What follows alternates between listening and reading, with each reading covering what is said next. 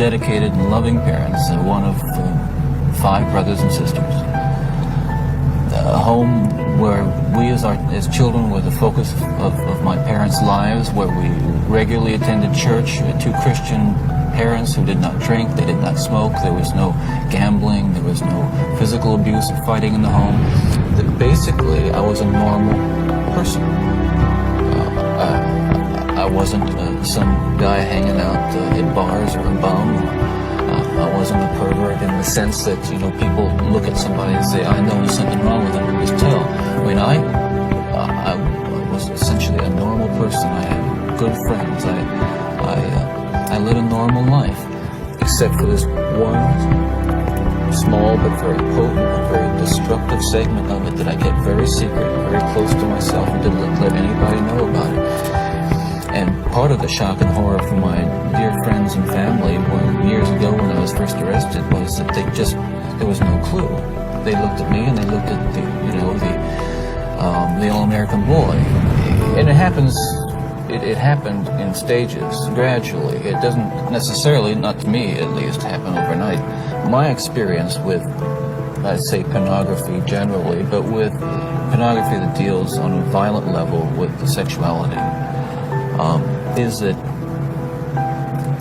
once you become addicted to it, and I look at this as a kind of addiction, like an addiction, you keep craving something which is harder, something which gives you a greater sense of excitement, until you reach the point where the pornography only goes so far. You reach that jumping off point where you begin to wonder if maybe actually doing it will give you that which is beyond just reading about it or looking at it. Listen, I'm no social scientist, and I haven't done a survey. I mean, I don't pretend that I know what John Q. Citizen thinks about this. But I've lived in prison for a long time now.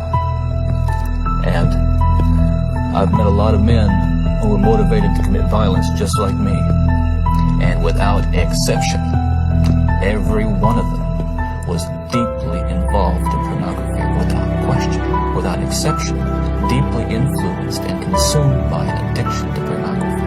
There's no question about it. The FBI's own study on serial homicide shows that the most common interest among serial killers is pornography. Those of us who have been so much influenced by violence in the media, in particular pornographic violence, are not some kinds of inherent monsters. We are your sons and we are your husbands. And we grew up in regular families. And pornography can reach out and snatch a kid out of any house today. He snatched me out of my home. They snatched me out of my home 20, 30 years ago. And as diligent as my parents were, and they were diligent in protecting their children, and as good a Christian home as we had, and we had a wonderful Christian home, there is no protection against the kinds of influences that are loose in the society that tolerates